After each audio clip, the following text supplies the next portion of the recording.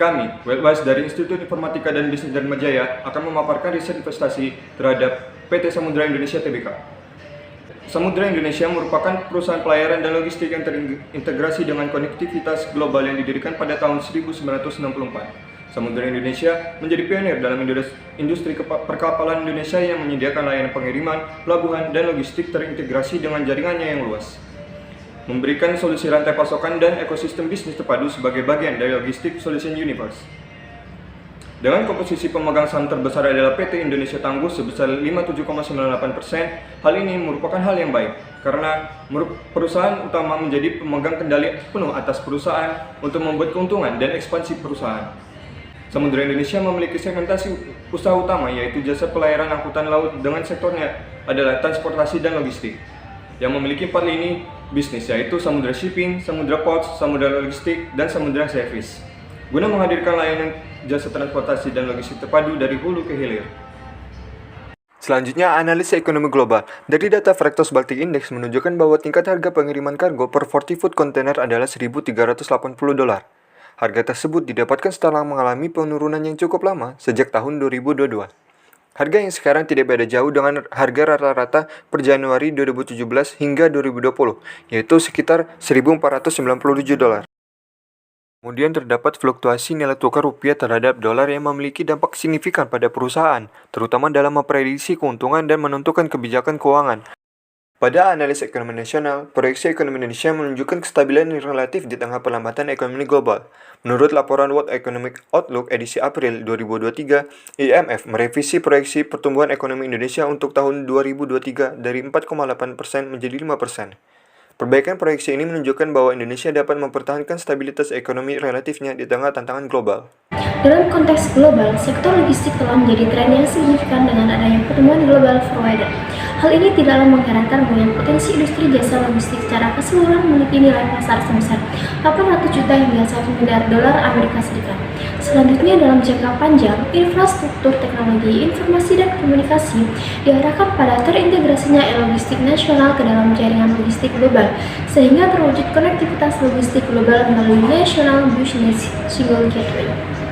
Posisi persaingan PT Samudra Indonesia Tbk antara lain memiliki diversifikasi bisnis dengan terdapat 4 lini bisnis, ekspansi bisnis dengan peningkatan armada kapal, dan kerjasama dengan perusahaan lain serta adanya keinginan untuk berpartisipasi dalam proyek Trans-Shipment Port di luar area Jakarta jika telah tersedia karena merupakan langkah penting bagi Indonesia untuk meningkatkan konektivitas maritim dan memperluas jangkauan layanan logistik. Saat ini, Indonesia belum memiliki fasilitas Trans-Shipment Port yang dapat melayani kapal-kapal bersinggah dari luar negeri. Di sini kami melakukan analisa dengan perusahaan sejenis yaitu PT Mitra Bahtera Segera Sejati Tbk dan PT Temas Tbk pada rasio yang pertama, rasio likuiditas. Berdasarkan rasio likuiditas dibandingkan dengan perusahaan yang kami analisa, SMDR mengalami peningkatan pada semua rasio. Peningkatan pada cash ratio terjadi karena aktivitas operasional adanya kenaikan harga minyak mentah dan tren kenaikan pelayaran kontainer, serta peningkatan aset hak guna sewa kapal serta akuisisi aset tanah dan bangunan. Sedangkan dari current ratio dan quick ratio mengalami peningkatan karena perusahaan tergolong hati-hati dalam melakukan ekspansi dan membatasi ekspansi yang berlebihan. Dan juga perusahaan memiliki kas yang lebih besar sehingga tidak perlu mengajukan pinjaman ke bank untuk membayar hutangnya.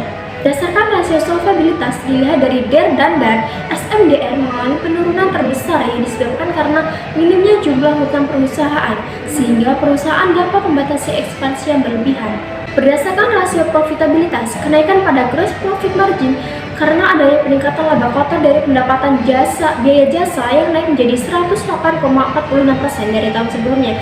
Kemudian net profit margin juga meningkat karena adanya peningkatan volume penjualan dari tahun sebelumnya yang menunjukkan operasi perusahaan semakin baik. Dengan meminimalisir biaya produksi dan juga biaya operasional mampu meningkatkan operating profit margin pada perusahaan.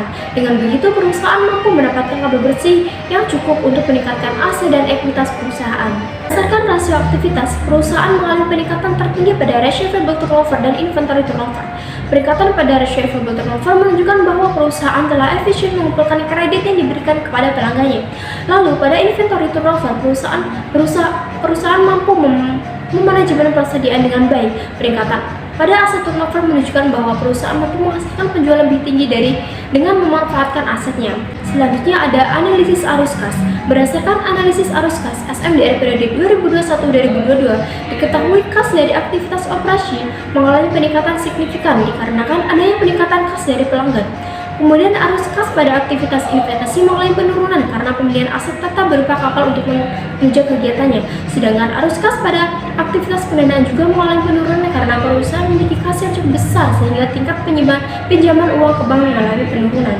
Kami mengambil rata-rata FCFF dari 3 periode yaitu 2019 hingga 2022 sehingga memperoleh angka FCFF rata-rata sebesar 2,5 triliun rupiah. Untuk growth rate, kami berdasarkan proyeksi Kadin Indonesia bahwa pertumbuhan industri sektor logistik mampu mencapai di atas 6-8%. Dalam hal ini juga didukung oleh pernyataan dari Asosiasi Logistik Indonesia bahwa akan bertumbuh 5-8%. Dengan optimisme yang kami lihat, maka tingkat pertumbuhan cash flow kami gunakan sebesar 10% dengan alasan bahwa masa pandemi yang diumumkan oleh WHO bahwa COVID-19 telah berakhir. Dan untuk terminal rate, menggunakan tingkat pertumbuhan terminal yang kami gunakan sebesar 2%, yang diperoleh berdasarkan data histori tingkat inflasi yang ada. Berdasarkan perhitungan yang dilakukan, kami menemukan bahwa harga wajar saham SMDR adalah 658. Dalam pendekatan simple PBV yang umum digunakan oleh para investor, hasil dari perhitungan tersebut akan memberikan estimasi harga wajar suatu saham dan kami memperoleh hasil harga wajar sebesar 567 untuk Samudera Indonesia. Dalam pendekatan price to earning yang umum digunakan oleh para investor, hasil dari perhitungan tersebut akan memberikan estimasi harga wajar suatu saham dan kami memperoleh hasil harga wajar sebesar 647 untuk Samudera Indonesia. Kami mengambil rata-rata dari ketiga nilai tersebut dan mendapatkan harga wajar senilai 624. Sedangkan harga pasar pada penutupan Senin 9 Mei 2023 adalah 352.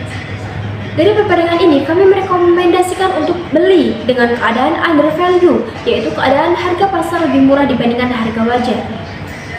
Selanjutnya, risiko investasi. Pertama, risiko pasar dan industri. Samudera Indonesia bekerja di industri maritim yang sangat kompetitif. Faktor-faktor seperti fluktuasi harga bahan bakar, persaingan harga, permintaan pasar, dan perubahan regulasi dapat mempengaruhi kinerja perusahaan dan harga sahamnya. Kedua, risiko operasional. Risiko ini berkaitan dengan kegagalan operasional atau kejadian tak terduga yang terjadi dalam bisnis. Hal ini dapat mencakup kerusakan kapal, kecelakaan laut, atau masalah operasional lainnya yang dapat mempengaruhi kinerja bisnis dan harga sahamnya. Ketiga, risiko fluktuasi nilai tukar dan risiko kredit. Perubahan dalam variabel-variabel ini dapat mempengaruhi pendapatan, arus kas, dan kinerja keuangan perusahaan. Untuk mendorong terciptanya transparansi dari perusahaan mengenai kegiatan yang berkontribusi dalam mengatasi masalah terkait dengan aspek environmental, sosial, dan governance atau ESG, Samudera Indonesia melakukan strategi keberlanjutan yang selaras dengan implementasi tata kelola perusahaan dengan Dewan Direksi yang bertanggung jawab penuh terhadap arah strategis dan pengawasan praktik keberlanjutan perusahaan. Manajemen juga berupaya keras untuk menerapkan semua prinsip ESG sebagaimana yang diuraikan dalam segala organisasi dan alat kebijakan. ESG sejalan dengan tujuan Sustainable Development Goals atau SDG. Dengan 17 program dalam SDG terdapat 10 program yang berkaitan dengan kegiatan perusahaan. Dengan program-program tersebut, perusahaan memahami tanggung jawabnya untuk berkontribusi terhadap tujuan-tujuan SDG dan menyadari bahwa dengan memperkuat pilar-pilar SDG dalam operasional bisnisnya dapat menghasilkan nilai bagi bisnis dan pemangku kepentingan. Melalui data Morningstar Sustainalytics, perusahaan memiliki rating risiko SDG sebesar 24,5 poin, yaitu risiko SDG perusahaan berada dalam kategori menengah.